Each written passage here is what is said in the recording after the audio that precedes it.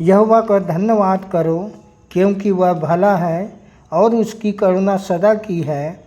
यहोवा के छुड़ाए हुए ऐसा ही कहे, जिन्हें उसने द्रोही के हाथ से दाम देकर छुड़ा लिया है और उन्हें देश देश से, पूरब पश्चिम, उत्तर और दक्षिण से इकट्ठा किया है।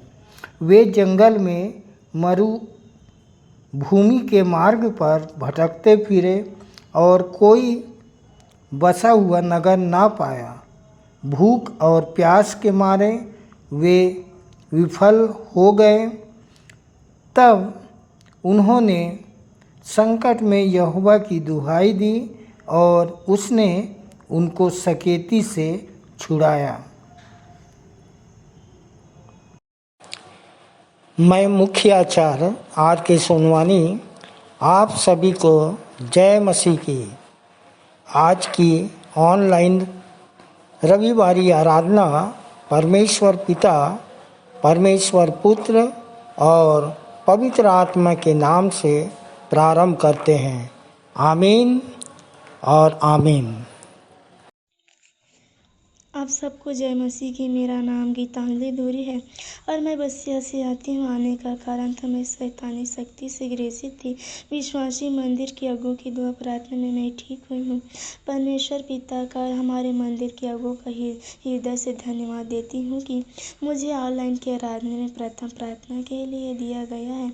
आइए हम प्रार्थना में जाएं। आंखों को बंद करें, हाथों को जोड़िए, सिरों को झुकाए धन्यवाद करते हैं। पिता परमेश्वर, एक बार फिर से आपके चरणों के नज़दीक आते हैं और धन्यवाद करते हैं पिता कि पिछले सप्ताह भर आपने हमें संभाला। बीते रात में सुखदायी नींद दिया, सुबह का सुंदर प्रकाश दिखलाया, एक नए दिन आपने हमारे जीवन में जोड़े। धन्यवाद करते हैं पिता, हम ऑनलाइन के माध्यम से आपकी आराधना करने पाते हैं। आपको धन्यवाद पिता। हमारे गीतों का गाया जाना, वचनों का पढ़ा जाना, प्रभु भोज का लिया जाना, भेंटों का दिया जाना और संदेश का दिया जाना आपको सुखदायी सुगंध के रूप में ग्रहण योग्य हो सके। प्रभु जी, इस आराधना में आप ही अल्फा और आप ही ओमेगा होइएगा। प्रभु जी, ऐसे आपसे प्रार्थना करते हैं पिता। आगे की आराधना को आपके हाथों में देते हुए इस विनती को हमारे एकमात्र जीवित उद्धारकर्ता प्रभु यीशु मसीह के नाम से मांग लेते हैं। आमीन। आप सबको जय मसीह की। मुख्य आराधना के प्रारंभ में हम एक गीत गा लेंगे। स्तुति के गीत से 4 नंबर, तेरे सम्मुख शीश नवाते हे जग के करतार।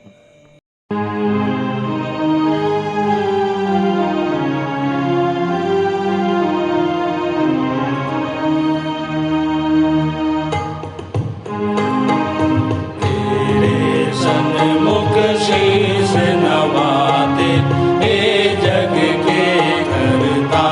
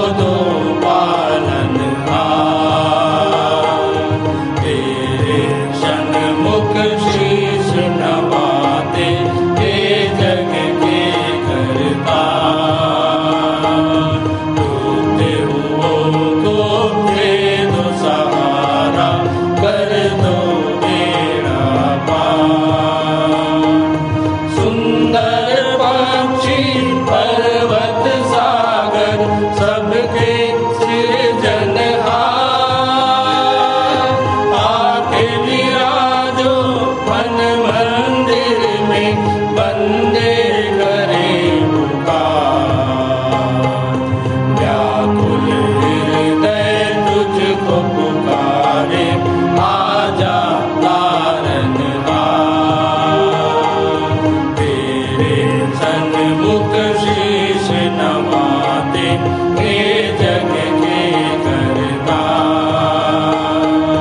दुख को दे दो सहारा, कर दो बेड़ा पार।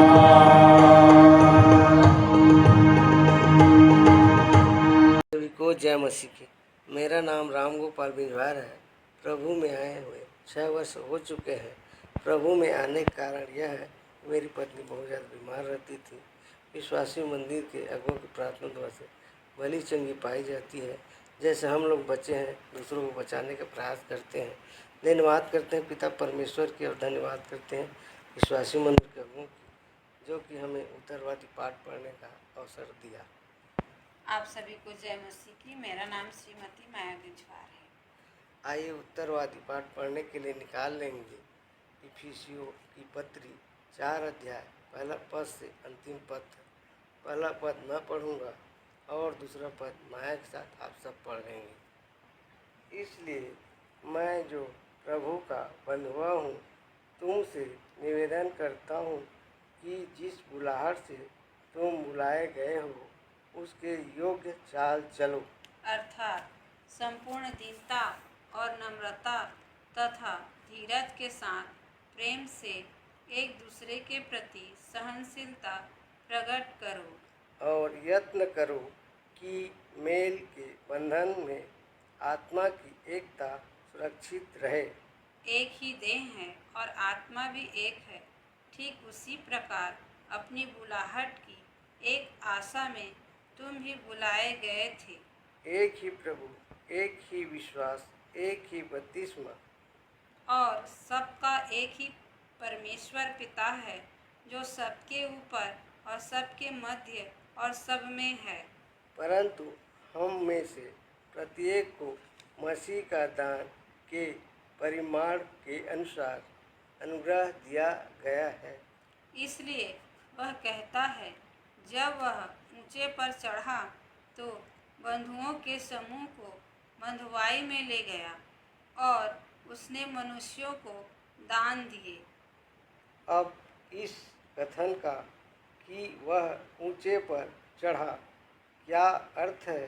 केवल यही कि वह पृथ्वी के निचले स्थानों में भी उतरा था, और वह जो उतरा था स्वयं वही है जो सब आकाशों से भी ऊपर चढ़ गया कि सब कुछ परिपूर्ण करे।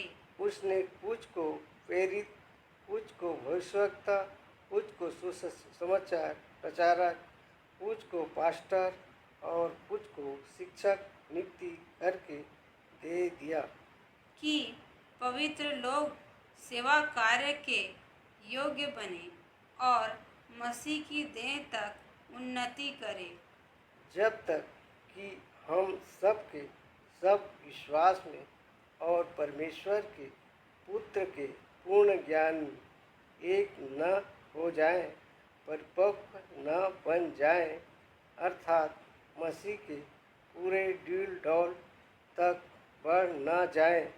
अतः हम आगे को बालक न रहें, जो मनुष्यों की ठग विद्या, धूर्तता, भ्रम की युक्ति और सिद्धांत रूपी हवा के हर एक झोंके से उछाले और इधर उधर घुमाए जाते हों, वरन प्रेम में सच्चाई से चलते हुए सब बातों में उसमें जो सिर है, अर्थात मसीह में बढ़ते जाएं, जिससे संपूर्ण देह प्रत्येक जोड़ में एक साथ बंधकर और सुगठित होकर प्रत्येक अंग के ठीक ठीक कार्य करने के द्वारा बढ़ती जाती है, और इस प्रकार प्रेम में स्वयं उसकी उन्नति होती है।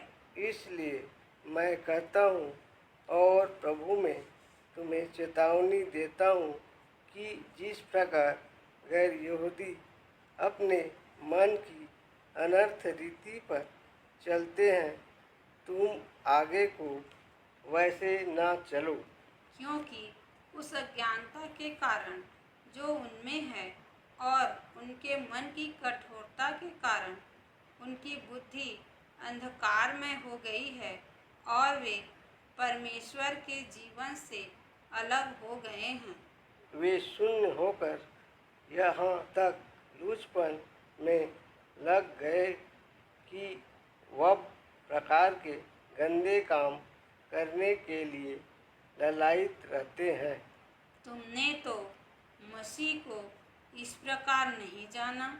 यदि वास्तव में तुमने उसके विषय में सुना और जैसा यीशु में सत्य है उसमें सिखाए भी गए कि तुम पिछले चाल चलन के पुराने मनुष्य तत्व को उतार डालो, जो भरमाने वाली अभिलाषाओं के अनुसार भ्रष्ट होता जाता है, और अपने मन के आत्मिक स्वभाव में नए बनते जाओ, और नए मनुष्य तत्व को पहन लो, जो परमेश्वर के अनुरूप सत्य की धार्मिकता और पवित्रता में सृजा गया है।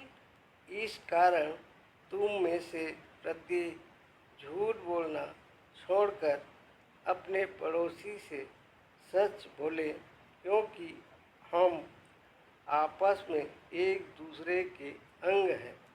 क्रोध तो करो पर पाप ना करो, तुम्हारा क्रोध सूर्यास्त होने तक बना ना रहे। शैतान को अवसर न दो। चोरी करने वाला फिर चोरी ना करे, परंतु भलाई करने के लिए अपने हाथों से परिश्रम करे, जिससे कि आवश्यकता में पड़े हुए को देने के लिए उसके पास कुछ हो। कोई अश्लील बात तुम्हारे मुंह से न निकले, परंतु केवल ऐसी बात निकले जो उस समय की आवश्यकता के अनुसार उन्नति के लिए उत्तम हो, जिससे कि सुनने वालों पर अनुग्रह हो। परमेश्वर के पवित्र आत्मा को शोकित मत करो, जिससे तुम पर छुटकारे के दिन के लिए छाप दी गई है। सब प्रकार की करवाहट, रोष, क्रोध, कलह और निंदा, सब प्रकार के बैर भाव सहित तुमसे दूर किए जाएं। आइए अंतिम वचन हम सब एक साथ पढ़ लेंगे। एक दूसरे के प्रति दयालु और करुणामय बनो, और परमेश्वर ने मसीह में जैसे तुम्हारे अपराध क्षमा किए, वैसे ही तुम भी एक दूसरे के अपराध क्षमा करो। परमेश्वर अपने वचन को पढ़े सुने हम सबको आशीष दे। आमीन। आप सबको जय मसीह।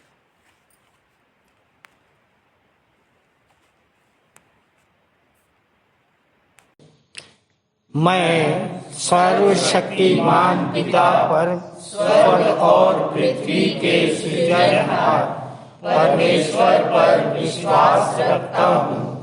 मैं उसके एकलौते पुत्र हमारे प्रभु यीशु मसीह पर, जो पवित्र आत्मा के सामर्थ के द्वारा कुमारी मरियम से जन्मा, जिसने पोंतियुस पिलातुस के राज्य में दुख उठाया, जो क्रूस पर टांगा गया और मारा गया, जो गाड़ा गया और अदृश्य लोक में पहुंचा, और तीसरे दिन मृतकों में से फिर जी उठा, जो स्वर्ग पर चला गया और सर्वशक्तिमान पिता परमेश्वर के दाहिने हाथ विराजमान है, और जीवितों और मृतकों का न्याय करने फिर आने वाला है।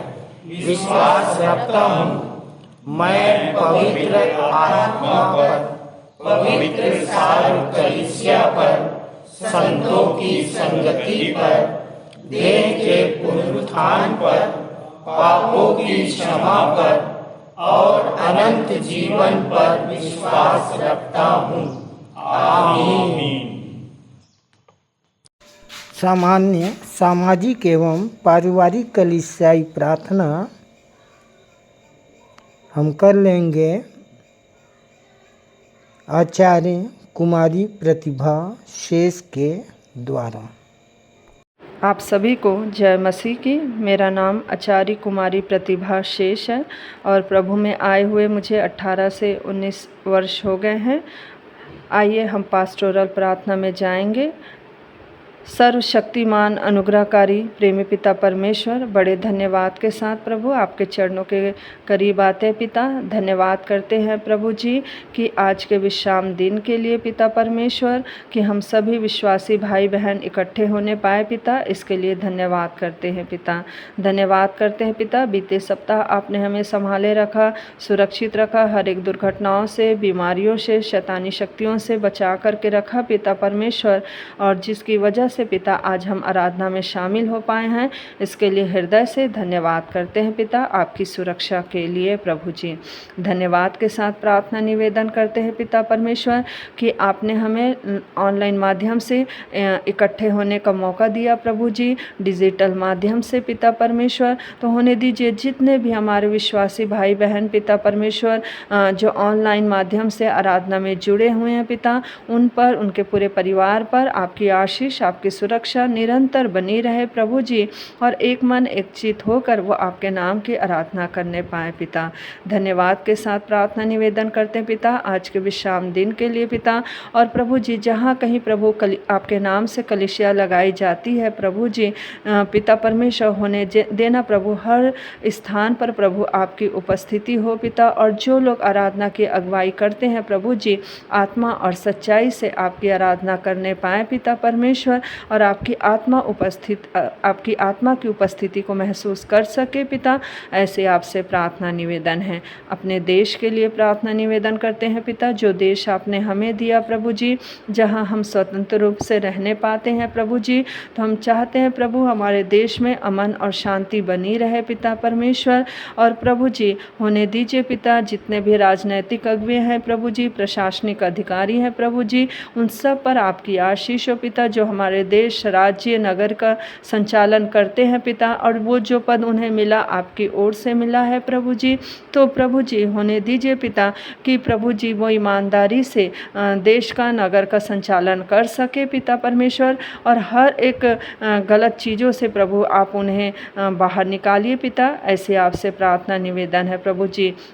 जब पिता परमेश्वर हमारे देश में हम देखते हैं प्रभु जी नाना प्रकार की जब करप्शन है पिता परमेश्वर, लड़ाई झगड़े हैं पिता परमेश्वर, और प्रभु जी जितने हमारे विश्वासी भाई बहन हैं उनको भी सताया जा रहा है, घरों में आराधना करने नहीं दिया जा रहा है, कलीसिया तोड़े जा रहे हैं प्रभु जी, और सारी विपरीत परिस्थिति है प्रभु जी, और ये पहले शताब्दी से है प्रभु जी। तो होने दीजिए पिता इस कठिन समय में पिता परमेश्वर हमारे सारे विश्वासी भाई बहनों को आप दृढ़ और मजबूत करना प्रभु जी, और जितने लोग सताते हैं प्रभु आप उन्हें भी ज्ञान बुद्धि देना पिता, कि हर एक घुटना आपके सामने टिक सके, हर एक जीव आपको अंगीकार कर सके, और आप जीवते परमेश्वर को वो जान सके प्रभु, ऐसे आपसे प्रार्थना निवेदन है। और हमारे देश की सुरक्षा प्रभु आपकी ओर से होने पाए पिता।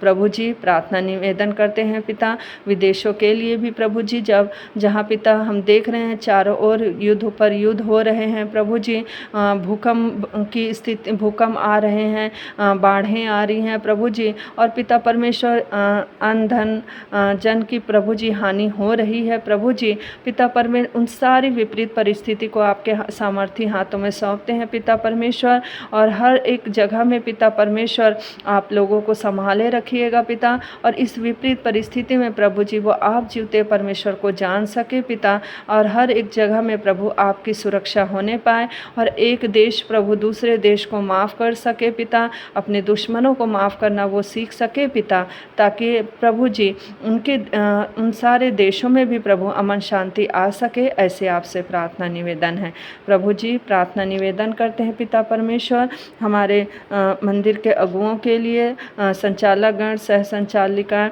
आचार्यगण और जितने भी प्रभु जी विश्वासी भाई बहन जो तन मन धन से आपकी सेवा करते हैं प्रभु जी, उन सब पर आपकी आशीष, आपकी सुरक्षा होनी पाए। प्रार्थना निवेदन करते हैं अपने मंदिर में जवान सभा के लिए, संडे स्कूल के बच्चों के लिए, महिला सभा के लिए, अपने मंदिर के बुजुर्गों के लिए, उन सब पर आपकी आशीष, आपकी सुरक्षा बनी रहे और सभी पिता निरंतर आपके डर भय, आपके वचन के अनुसार चल सके पिता। पूरी आराधना को आपके समर्थी हाथों में सौंपते हैं पिता। वचन का तोड़ा जाना, प्रभु भोज की ब्यारी, भेंटों का चढ़ाया जाना, सब कुछ पिता आपके समर्थी हाथों में सौंपते हैं पिता। हर एक पूरी आराधना में प्रभु आपकी अगुवाई हो पिता, और जितने लोग अगुवाई करते हैं पिता आत्मा की सच्चाई से कर सके, आपकी पवित्र आत्मा उनकी अगुवाई कर सके पिता। ऐसे आपसे प्रार्थना निवेदन है पिता। पूरी आराधना में प्रभु आपकी उपस्थिति होने पाए पिता, और प्रभु जी जितने लोग आराधना में शामिल होते हैं, चाहे ऑनलाइन ऑफलाइन, प्रभु जी उन सभी पर प्रभु जी आपकी आत्मा प्रभु उतरने पाए प्रभु, और प्रभु जी सब आत्मा में भर कर प्रभु और विश्वास योग्य बनकर पिता परमेश्वर आपके कार्यों को प्रभु करने वाले हो सके पिता परमेश्वर। सब पर आपकी आशीष सुरक्षा चाहते हुए प्रार्थना प्रभु यीशु के नाम से मांग लेते हैं, आमीन। आप सभी को जय मसीह की। हम इस समय संदेश सुन लेंगे श्रीमती रेणु साकरे के द्वारा। उनका विषय है गुरु मंत्र का दूसरा पॉइंट। दूसरा बल है शस्त्रों का। हमें शस्त्रों की ज़रूरत नहीं, क्योंकि परमेश्वर के वचन ही हमारे शस्त्र हैं और हमारे एक प्रार्थना से ही सब कुछ हो सकता है। पौलुस को वहाँ के लोग मार के फेंक दिए थे।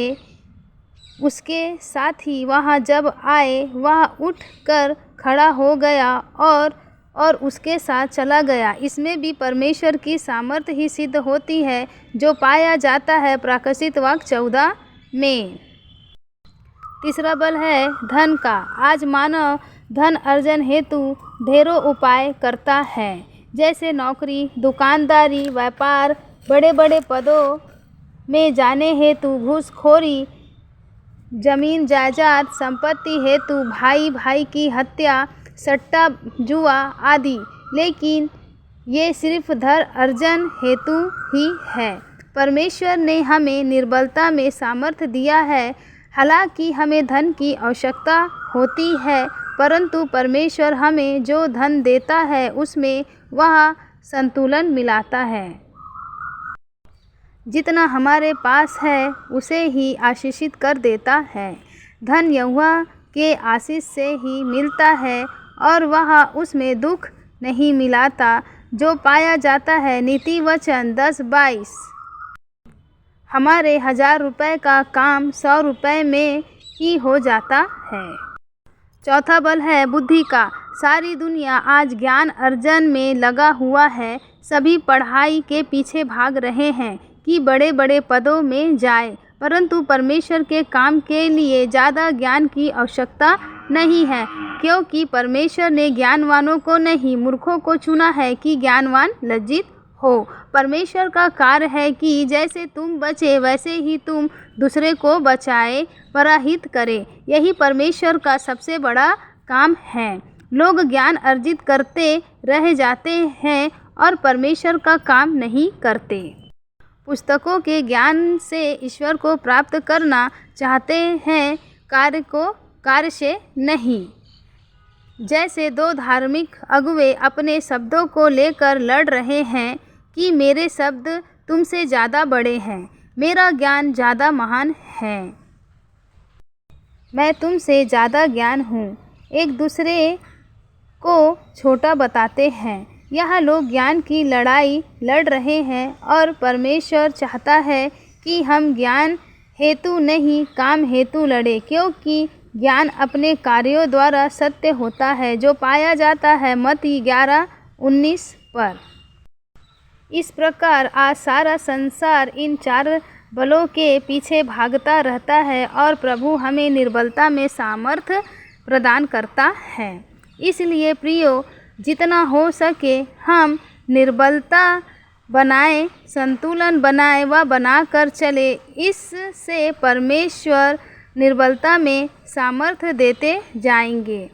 भले ही हम बाहर से निर्बल दिखाई देते हैं, पर हम बड़े बड़े कार्य कर सकते हैं।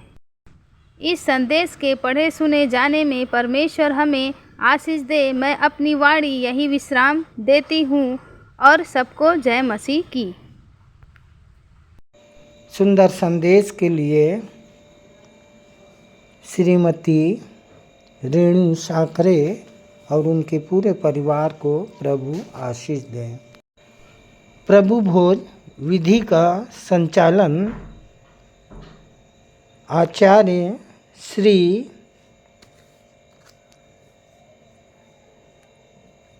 दीपक कुमार भोई के द्वारा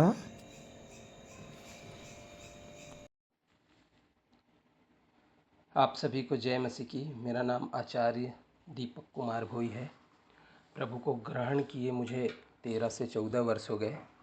इसी मंदिर में आकर मैंने सच्चे और जीवित परमात्मा को जाना, जो हम सब के अंदर में निवास करता है। तब से मैं प्रभु में बना हुआ हूँ और जैसे मैं बचा हूँ दूसरों को बचाने का प्रयास करता हूँ। मैं पेशे से एक सिविल कॉन्ट्रैक्टर हूँ और रिंग रोड नंबर 2 वसुंधरा नगर में मेरा निवास है। आज के इस पवित्र दिन में प्रभु भोज की विधि का संचालन करने का अवसर मुझे प्राप्त हुआ है। मैं परमेश्वर का बहुत बहुत धन्यवाद करता हूँ कि इस पवित्र ब्यारी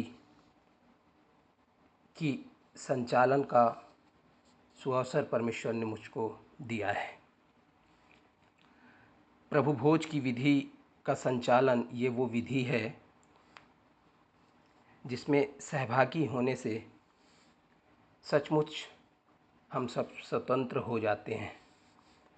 दूसरे शब्दों में हम कह सकते हैं कि ये जो विधि है गुलामी से आज़ादी की विधि है।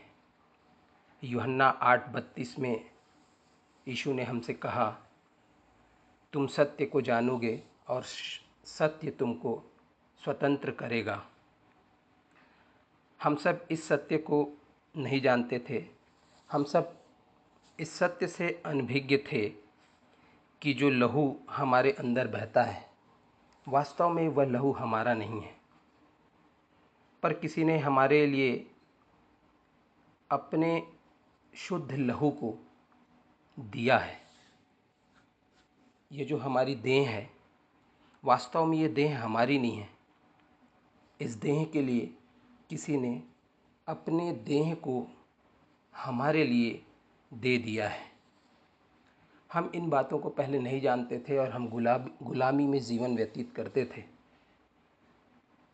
हम पुराने नियम में देखते हैं कि मिस्र की भी एक गुलामी में लोग जीवन यापन करते थे और उस गुलामी से तो परमेश्वर ने उनको आज़ाद कर दिया, स्वतंत्र कर दिया, और जिसलिए वो फसह का पर्व मनाते हैं। ये तो एक सांसारिक और शारीरिक स्वतंत्रता थी, परंतु ये जो प्रभु की देह है, ये जो प्रभु भोज की विधि है, ये हमको वास्तव में सचमुच में स्वतंत्र करता है। ना सिर्फ शारीरिक रीति से, पर ये हमारे लिए जो आत्मिक बंधनें थी, जो हमारे जीवन में परमेश्वर तक पहुँचने में जो बाधाएं थीं, उन सब बाधाओं को, उन सब विधियों के लेख को इस विधि के द्वारा, इस देह, प्रभु के इस देह और प्रभु की इस लहू स्वरूप दाखरस को लेने के द्वारा हम सब वास्तव में स्वतंत्र हो जाते हैं।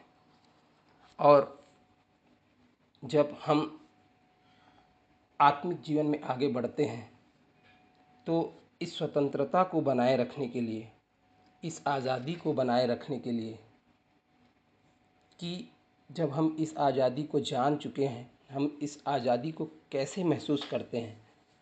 क्या इस आज़ादी का सही इस्तेमाल हम करने पाते हैं? क्या हम इसको अपने अंदर बनाए रख पाते हैं? इस बात पर निरंतर विचार करने हेतु प्रभु ने स्मरण स्वरूप इस विधि को आपके और मेरे लिए स्थापित किया है। ये वो आज़ादी की विधि है जिसमें हमारी देह पापमय जीवन में दोबारा ना व्यतीत करे। देह में फिर से हम गुनाह और पाप को न करें, इसलिए इसको लेने के द्वारा हमारी देह प्रभु के देह में विलय हो जाती है, समाहित हो जाती है। हमारे लहू में दासत्व की धाराएं बहती थीं। प्रभु ने अपने उस शुद्ध लहू को हमारे लिए इसलिए बहा दिया कि हमारे अंदर जो पाप और दासत्व से भरी हुई लहू थी, उस लहू को हम शुद्ध कर सकें और हम दोबारा से फिर से दासत्व के जुए में न जीतें। इसलिए परमेश्वर ने हमसे गलातियों 5:1 में भी कहा कि मसीह ने स्वतंत्रता के लिए हमको स्वतंत्र किया है, ताकि हम फिर से दासत्व के जुए में, गुलामी के जुए में, सांसारिक जीवन में फिर से हम न जूतें, फिर से हम न जिएं। इसलिए परमेश्वर ने हमसे ऐसा बड़ा प्रेम किया। ये विधि सिर्फ एक विधि नहीं है, पर ये विधि आज़ादी की है, वास्तविकता की है, मुक्ति का है और ये लहू अनंत जीवन के लिए ये विधि आपके और मेरे लिए है।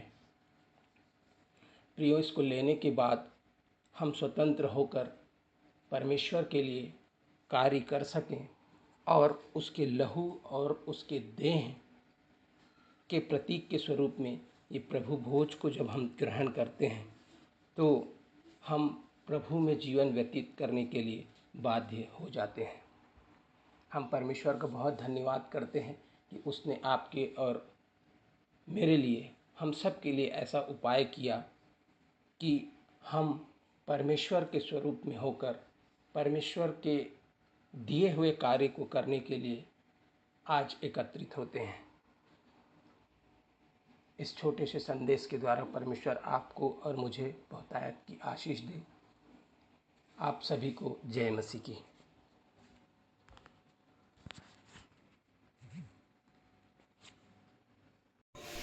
प्रभु भोज पर सुंदर टिप्पणी के लिए आचार्य श्री दीपक कुमार भोई और उनके पूरे परिवार को प्रभु बहुतायत की आशीष दे। आइए अपनी अपनी भेंटों एवं धन्यवादी भेंटों को देने के द्वारा परमेश्वर की महिमा करेंगे और इस समय हम गीत गा लेंगे। स्तुति के गीत से 86 नंबर, यीशु तुझको सब मैं देता। तत्पश्चात भेंट की प्रार्थना आचार्य श्री पंडित चंद्रशेखर देव तिवारी शास्त्री के द्वारा।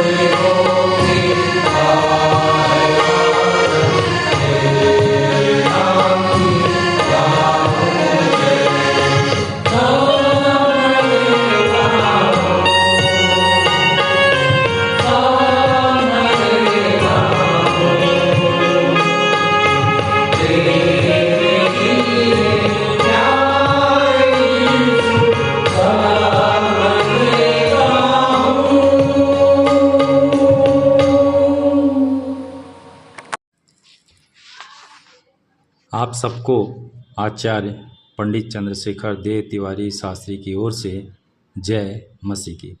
आइए हम भेंट की प्रार्थना करेंगे। महान सामर्थ्य प्रेमी प्रभु परमेश्वर पिता, हम आपको धन्यवाद देते हैं, आपकी स्तुति महिमा जय जयकार बड़ाई प्रशंसा करते हैं परमेश्वर पिता।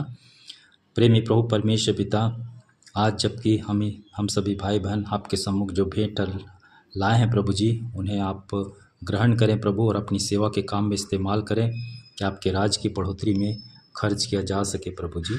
जो मासिक भेंट चढ़ाए हैं, जो धन्यवादी भेंट चढ़ाए हैं विभिन्न कारणों से, उन्हें भी बहुतायत की आशीष प्रदान करें प्रभु जी। प्रेमी पिता, कुछ लोग हैं जो अपने बाड़ी से सब्जी या अन्य फल फूल सब्जियां चावल लेके आए प्रभु जी, उन्हें भी ग्रहण करें और प्रभु जी उन्हें बहुतायत की आशीष प्रदान करें परमेश्वर पिता।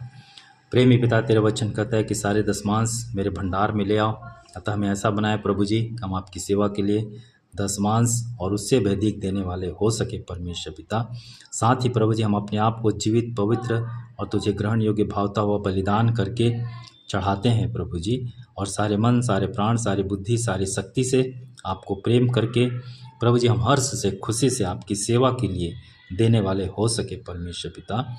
प्रेमी प्रभु परमेश्वर पिता, इन सभी भेंटों को ग्रहण करें और हर एक को बहुतायत की आशीष दें। इन सभी के लिए हम प्रार्थना करते परमेश्वर पिता, जो भेंट लेके आए हैं प्रभु जी, इनके पास किसी चीज़ की कमी ना हो प्रभु जी, इनको हर एक चीज़ बहुतायत से हो परमेश्वर पिता। तो प्रभु जी आपकी सेवा के लिए ये और भी अधिक भेंट चढ़ाने वाले हो सके परमेश्वर पिता।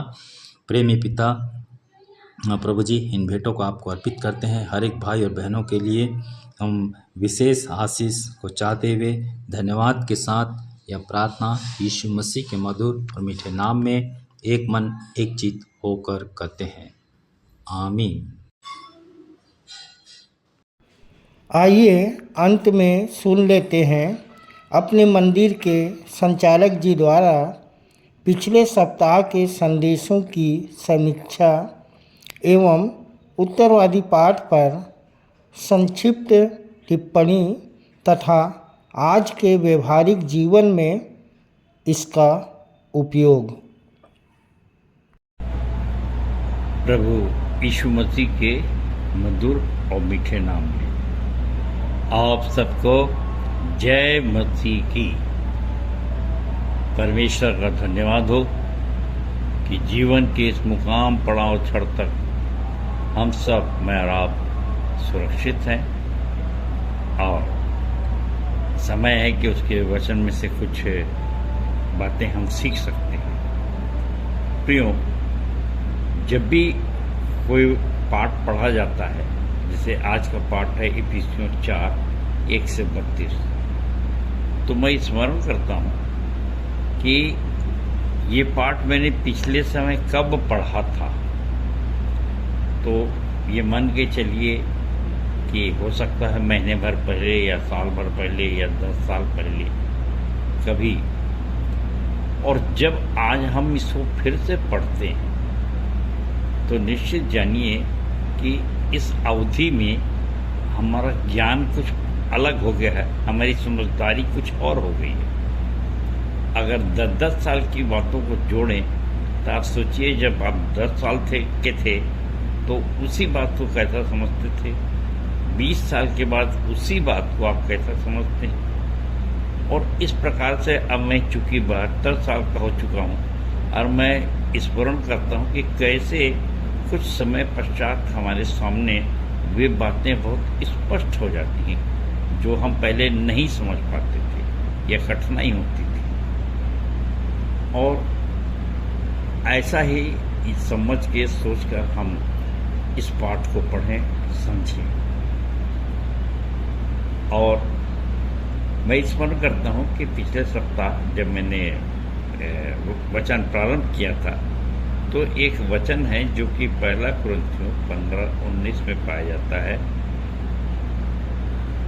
यदि हम केवल इसी जीवन में मसीह से आशा करते हैं तो हम सब मनुष्यों से अधिक हम अभागे हैं। तो सब मनुष्यों से अधिक हम अभागे हैं। और गिडियन बाइबल में यहाँ पर है अभागे एक जगह दयनीय स्थिति हो जाती है हमारी। सब मनुष्यों में सबसे अधिक दयनीय है। सो प्रियो, मैं धन्यवाद देता हूँ मिस्टर मिसेस ब्राउन को, जिन्होंने मुझको ये करेक्शन कराया है। और आप भी यदि कोई संदर्भ ऐसा हो या कोई ऐसी बात हो तो मुझको अवश्य व्हाट्सएप वगैरह से अवगत करा दिए, ताकि भूल सुधारी जा सके। और विशेष करके हमारे साथ बहुत से नए भाई भी जुड़ते हैं और वे ठोकर ना खाएं, उनको परेशानी ना, भ्रमित ना, और इसलिए इस प्रकार से भूलों को सुधारना आवश्यक है। सो मैं आज का जो उत्तरवादी पाठ है इफिसियों 4:1-32, और ये इसका जो 1 से लेके 32 पद तक है, और इसके कुछ भाग को 1 से मैं आपके सामने पढ़ रहा हूँ। और यहाँ पर इस प्रकार से लिखा है पुरानी बाइबल से, सो मैं जो प्रभु में बंधुआ हूँ तुमसे विनती करता हूँ कि जिस बुलाहट से तुम बुलाए गए थे उसके योग्य चाल चलो, अर्थात संपूर्ण दीनता और नम्रता तथा धीरज के साथ प्रेम से एक दूसरे के प्रति सहनशीलता प्रकट करो, और यत्न करो कि मेल के बंधन में आत्मा की एकता सुरक्षित रहे। एक ही देह है और आत्मा भी एक है, ठीक उसी प्रकार अपनी बुलाहट की एक दशा में तुम भी बुलाए गए थे। एक ही प्रभु, एक ही विश्वास, एक ही बपतिस्मा, और सबका एक ही परमेश्वर पिता है, और सबका एक ही परमेश्वर पिता है, जो सबके ऊपर और सबके मध्य और सब में है। सो प्रियो, आज का पाठ जो है वो मसीह की देह में एकता कैसे हो सकती है और कैसे रखना आवश्यक है। और ये पत्री पौलुस जो है बंदीगृह से लिख रहा है। और आपको बता दूं कि उसने 4 पत्रियां जो इफिसियों, फिलिपियों, कुलुसियों और फिलोमोन, ये 4 पत्रियां जो उसने बंदीगृह में लिखा था, और इन चारों पत्रियों को, इन चारों पुस्तकों को हम बंदीगृह की पत्रियां कहते हैं। और प्रियो, मेल के बंधन में आत्मा की सुरक्षा है। एक ही आत्मा है, एक ही देह है, एक ही बुलाहट है, एक ही प्रभु है, एक ही विश्वास है, एक ही बपतिस्मा है, और एक ही परमेश्वर भी है। फिर हमें ये लड़ाई झगड़े और इस क्यों हो रहे हैं, और कितनी बार, कितने समय, ये बार बार ये कविता मैं कहता हूँ, रट लीजिए। भाई कुशवाहा ने इसे लिखा है, और बहुत ही सुंदर शब्द हैं कि आपस के लड़ाई झगड़े यही हमारी सबसे पहली हार है। प्रेम में होता सदा उजाला, होता नहीं अंधकार है। आपस के प्रेम ही से ही अनंत जीवन मिलेगा मेरे और आपको, क्योंकि प्रेम ढांप देता है अनेकों पाप को। पहला पत्रस 4:8। और प्रियो, हमने समय समय पर देखा है कि इस प्रेम को बरकरार रखने के लिए पौलुस पहला कोरिन्थियों 6:3 में जो कहा है, आप पहले भी पढ़ा गया है कि तुम्हें एक घटी है कि तुम अन्याय क्यों नहीं सह लेते, अपनी हानि क्यों नहीं उठा लेते।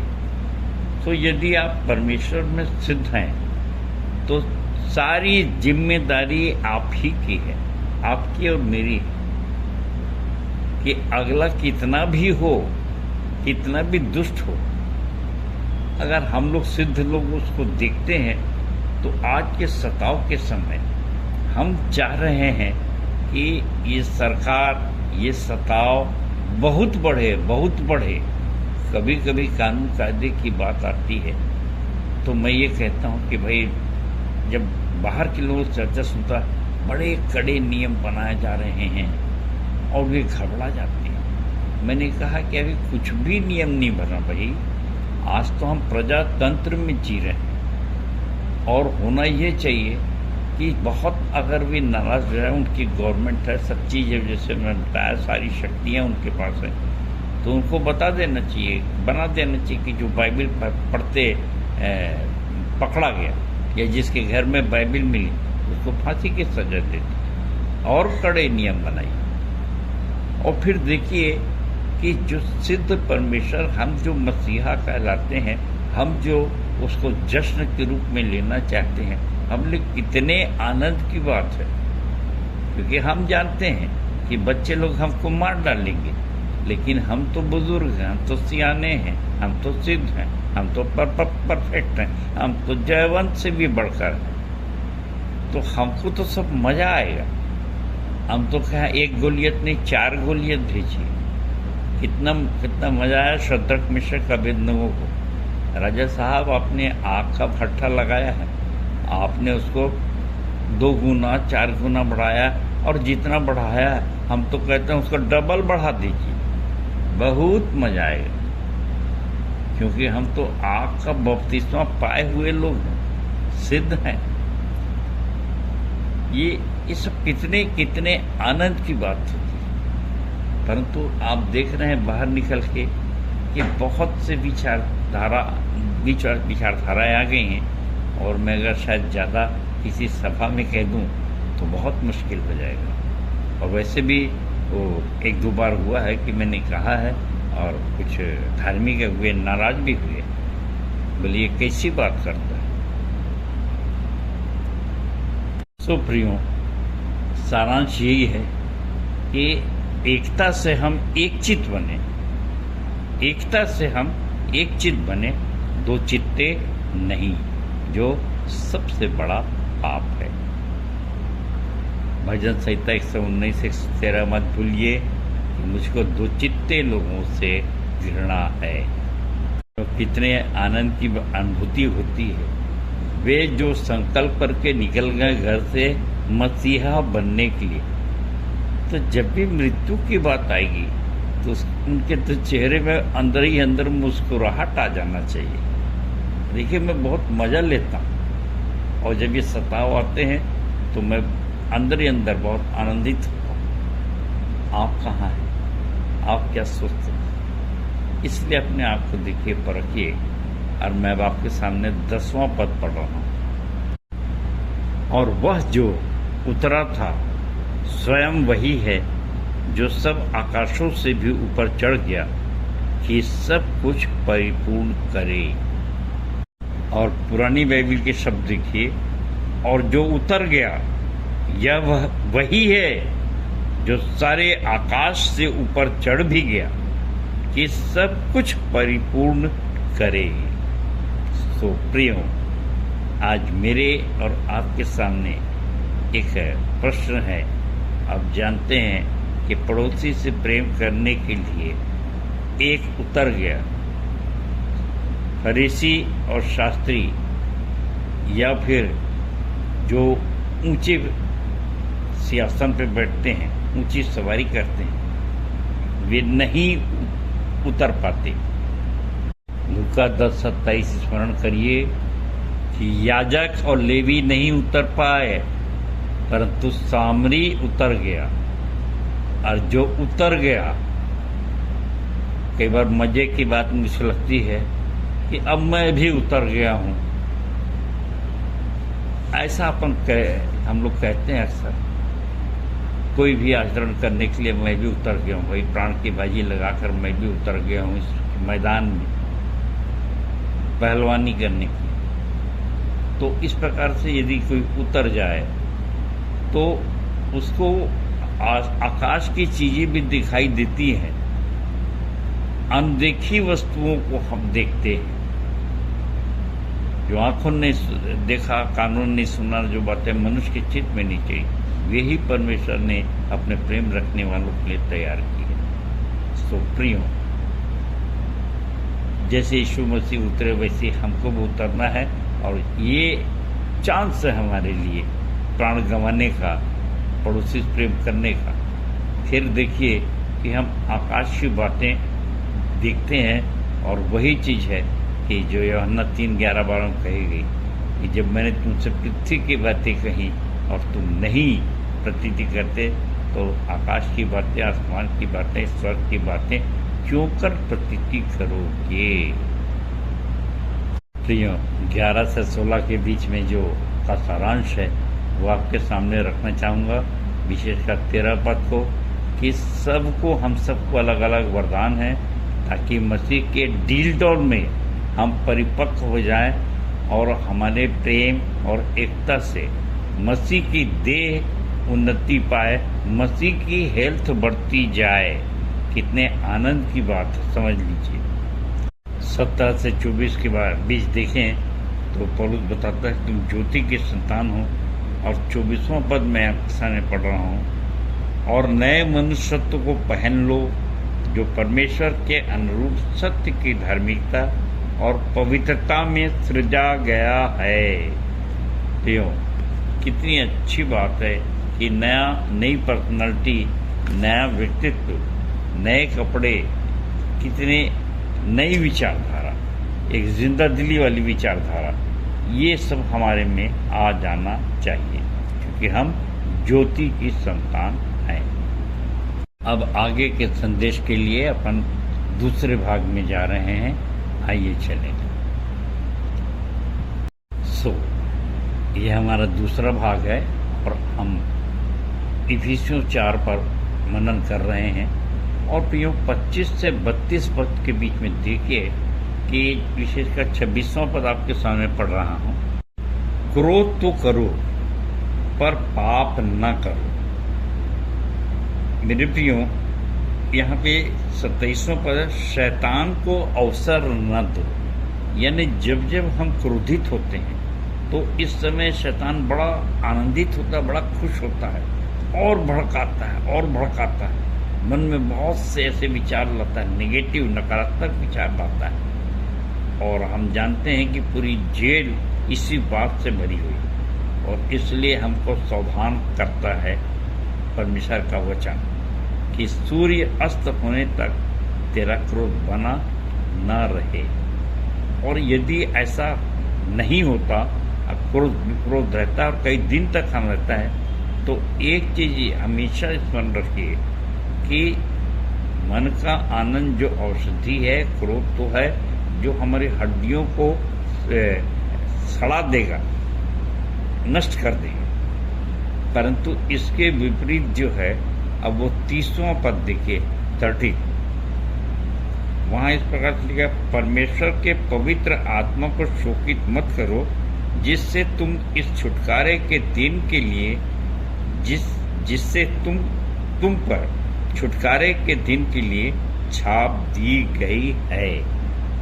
सो प्रियो, क्रोध विरुद्ध पवित्र आत्मा, और ये पवित्र आत्मा, ये मन का आनंद एक अच्छी औषधि है जो आपके हड्डियों को मजबूत कर रहा है, मजबूती प्रदान करता है। परंतु अगर आनंद नहीं है, क्रोध है, तो कुड़ कुड़ के हड्डियां गल जाएंगी। फिर कैसे हम आनंदित नहीं हैं, तो फिर मसीह की देह कैसे उन्नति पाएगी, उसकी हेल्थ कैसे बढ़ेगी। तो हो सकता है उसके कारण से पूरी कलीसिया प्रभावित हो जाए। सो यहाँ पर विशेष रूप से ध्यान रखना है। और जो एक बात कही जाती है, पवित्र आत्मा को शोकित न करो। प्रियो 31-32 पद को ध्यान दें, सब प्रकार की कड़वाहट और प्रकोप और क्रोध और कलह और निंदा सब बैर भाव समेत तुमसे दूर की जाए, और एक दूसरे पर कृपाल करुणामय हो।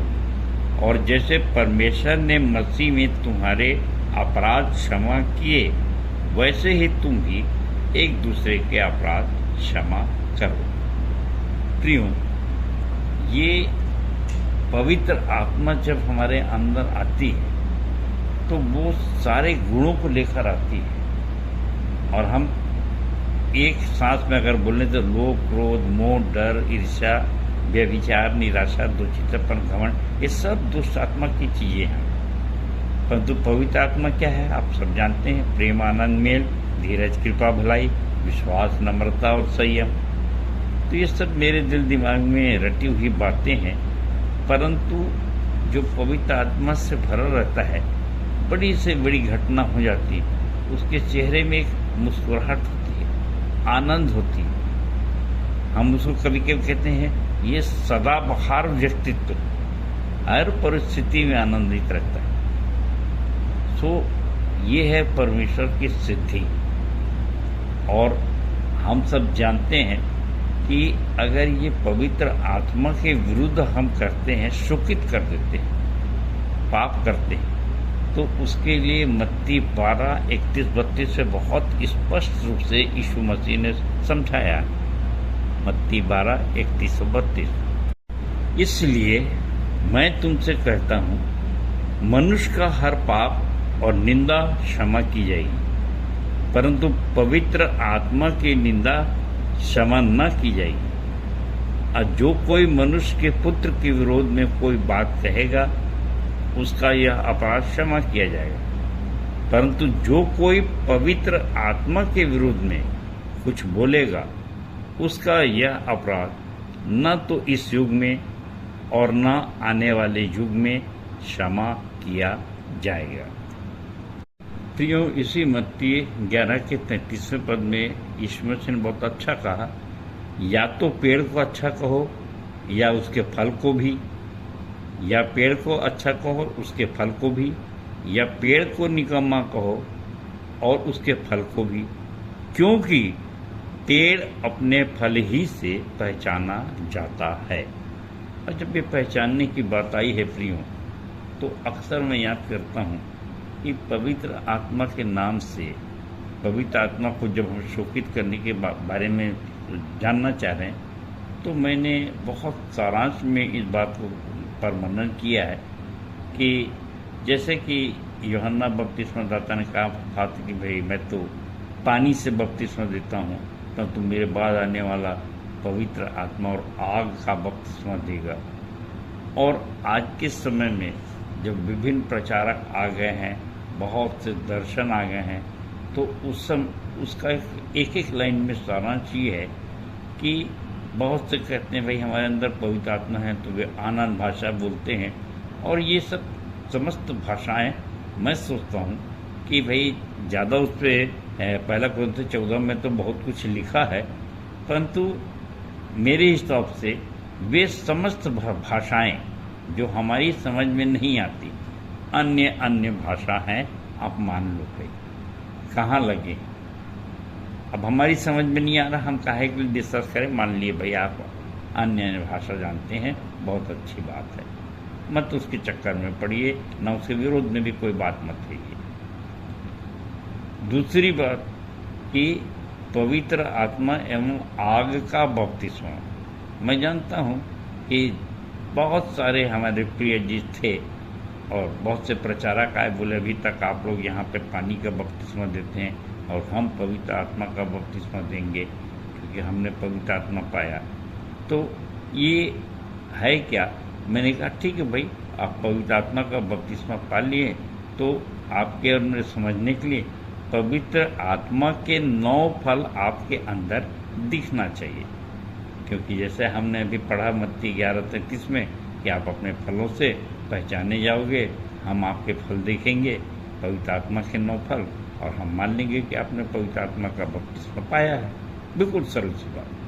और इसी प्रकार से आग का बपतिस्मा पाया हुआ व्यक्ति यदि हमारे सामने आता है और ये कहता है कि भाई हमने आग का बपतिस्मा पाया है, तो बड़े ही धीरज के साथ आप कहिए कि और या देखिए कि वो हर क्लेश में, हर सताव में, चाहे और मृत्यु पर धीरज रखता है कि नहीं, कहीं डर के भागता तो नहीं है।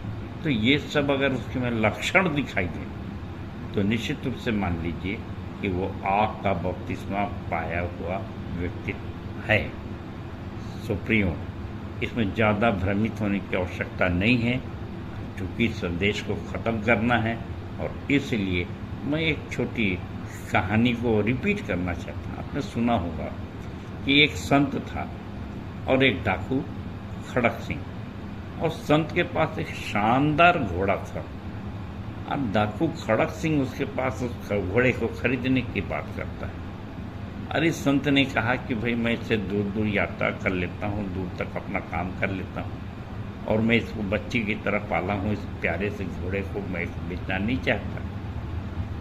और डाकू तो था, वो ज़बरदस्ती उससे लेना चाहा, और जब उसने नहीं दिया तो उसने बोला मैं जिस पर नज़र डाल लेता हूँ उसको प्राप्त कर ही लेता हूँ, आइदर हुक आइदर कुक, जैसे तैसे सीधी उंगली से नहीं दोगे, टेढ़ी उंगली से दोगे। और इस प्रकार के विचारधारा थे। और हुआ ये भी कि उसने कोढ़ी का रूप बना करके और कराहने लगे, रास्ते में खड़ा हो गया जहाँ से गुजरता था, और पानी पानी कराता हुआ, पानी पानी। अब इसको दया आ गई, संत तो संत था, तो उसकी दया का नाजायज फायदा उठा करके वो पानी लेने चला गया नदी तरफ, और ये घोड़े को लेकर फरार हो गया। और फिर लिख दिया कि मैंने कहा था ना संत जी कि मैं जिस चीज़ को प्राप्त करना चाहता हूँ प्राप्त करके ही दम लेता हूँ, और देखो आखिर तुम मेरे चक्कर में आ गए, और चला गया। अब उस पेपर, उस पत्री में को उसने पेड़ में टांग दिया था। अब देखिए कहानीकार कहता है कि किसी दुर्घटना में वो घायल हो गया, शायद पुलिस की गोली वोली लग गई, लंगड़ाते कराते हुए अंतिम सांस लेने की उसी पेड़ के पास आया, और संत ने उस पेड़ जो पत्री उसने लिखा था उसके पीछे लिख दिया कि डाकू खड़क सिंह, तुम मेरे धोखे से, मेरी दया का नाजायज फायदा उठा करके तो घोड़ा तो ले गए, परंतु इसकी चर्चा कहीं मत करना, और कहीं ये ऐसी ही प्रवृत्ति बनी रही और ऐसी चर्चा दूसरे भी ये कार्य करने लगे, तो फिर कोई भी प्यासा कल को कराता रहेगा, पानी मांगेगा, तो कोई भी उस पर दया नहीं करेगा, ख़त्म हो जाएगी, दया नाम की चीज़ ही ख़त्म हो जाएगी। और ये सब क्या है? ये पवित्र आत्मा का एक गुण है, दया, कृपा, भलाई, विश्वास, नम्रता और संयम, प्रेम, आनंद में। और इसको तुमने ठोकर मारा है, तो हमेशा इन बातों का हम लोग भी ध्यान रखें कि प्रभु ने बड़ी दया, अनुग्रह, कृपा करके हमको सेत मेत में उद्धार दिया है यीशु मसीह ने।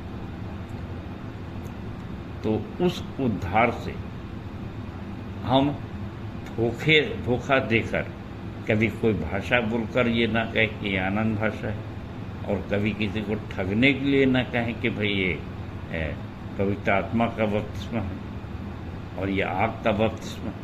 तो ऐसा कई बार बहुत से लोग कर रहे हैं, परंतु मैंने देखा है कि उनको इस लोक में भी और परलोक में भी कहीं पर भी क्षमा नहीं मिली।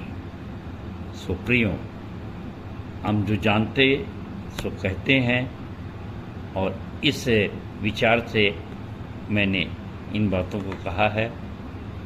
आप लोग भी सावधान रहें। सो आइए हम 30वें पद के अनुसार पवित्र आत्मा को शोकित न करें, क्योंकि उससे हमने उद्धार जो है नगद 33% प्राप्त किया है, मुफ्त में प्राप्त किया है, और मसीह की देह में एक होकर और उसके प्रेम में एक होकर निरंतर बढ़ते जाएं, जिससे कि मसीह की कलीसिया उन्नति पाए। सो परमेश्वर अपने वचन के कहे जाने पर आशीष दे। सबको जय मसीह की, जय मसीह की और जय मसीह की। धन्यवाद। उत्तरवादी पाठ पर सुंदर सारगर्भित एवं व्यवहारिक टिप्पणी के लिए अपने संचालक जी का बहुत बहुत धन्यवाद करते हैं। तालियां। हम अपनी आराधना के अंतिम भाग में हैं। अंतिम गीत गाएंगे स्तुति के गीत से 102 नंबर, मैं यीशु के साथ नूर में चलूँगा। अंतिम प्रार्थना करने में अगुवाई करेंगे सह संचालका डॉक्टर अल्पना राम जी। प्रभु की प्रार्थना और संचालक जी की आशीष से सभा का समापन करेंगे। धन्यवाद।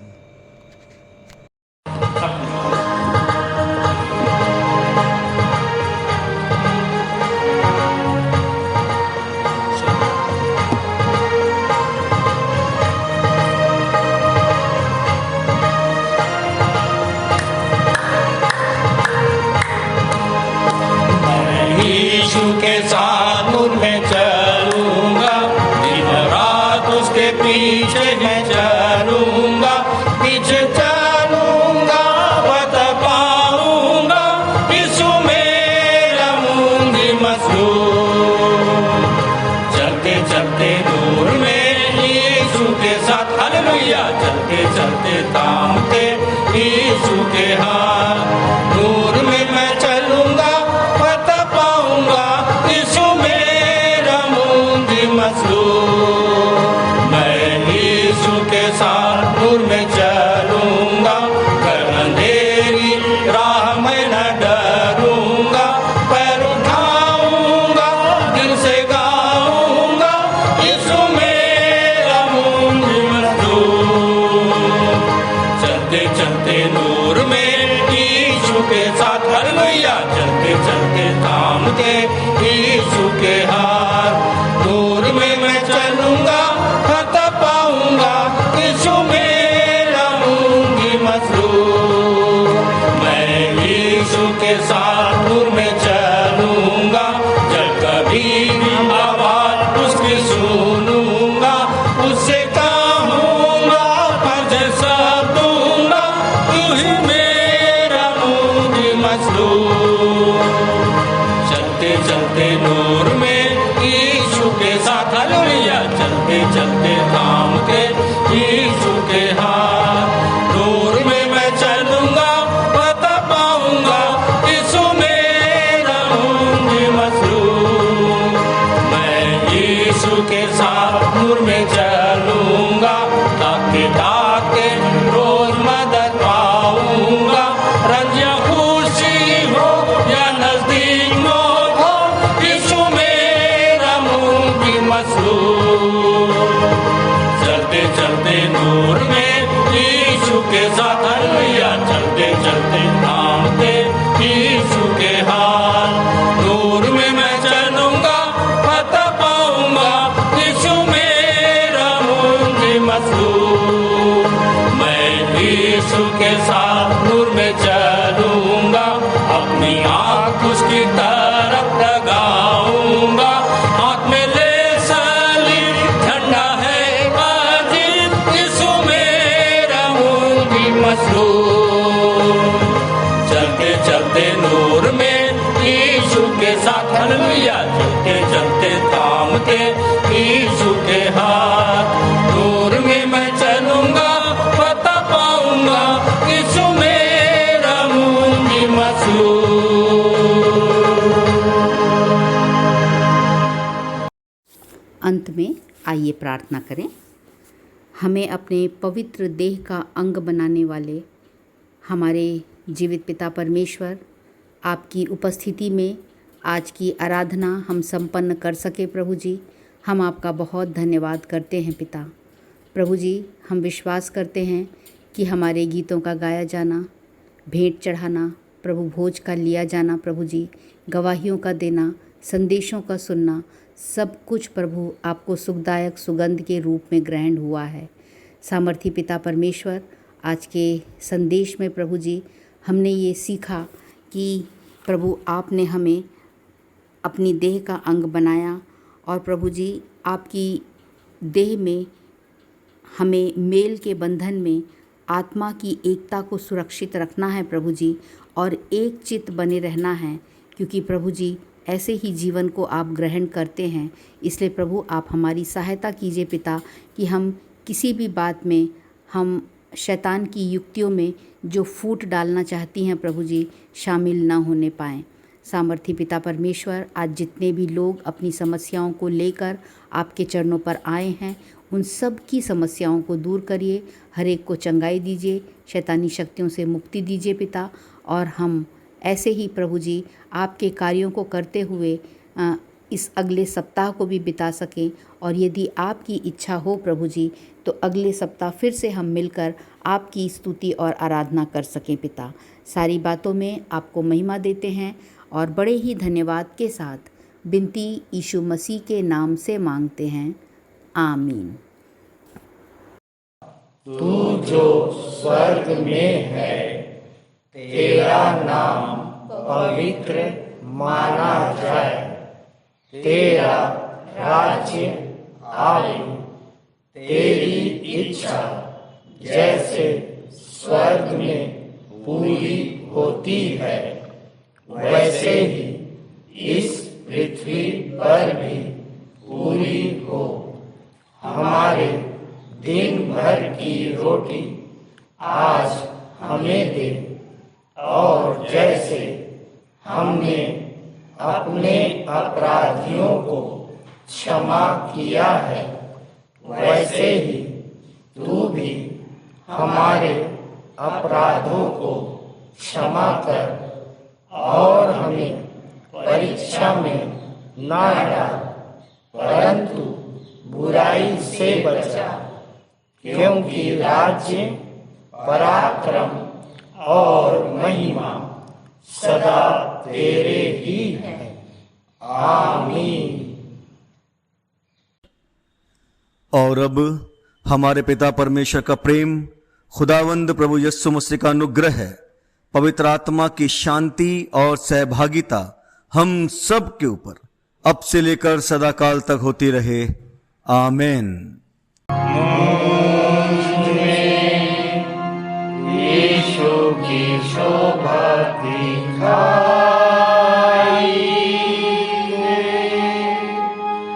उसका अद्भुत प्यारा संगीत